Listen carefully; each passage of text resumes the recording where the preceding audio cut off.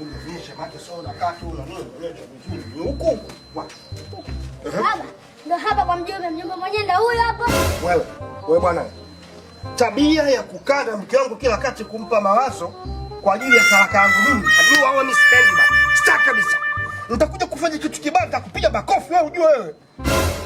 Mimi nilikuwa mwanajeshi enzi hizo. Bwana, mbona umekuja hivyo? Wewe unanijua vizuri mimi wewe? Kwani mimi sikujua si bwana ni mjumbe tu. Sasa kama ni mjumbe, bwana nitakuvuruga. Wewe utanifanya nini wewe? Unaweza kunifanya nini? Sina cha. Utanifanya nini wewe? Bwana nitakuvuruga. Wewe unaweza kunifanya. Wewe.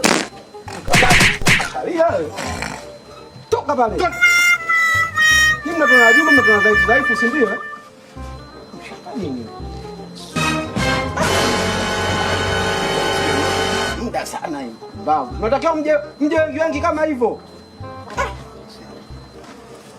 Kuja tatu wanne kama hao nyama hao. Shambani mimi nimekaa hapa sigara, hamna mtu yote akuja kuchukua barua hapa za mikopo.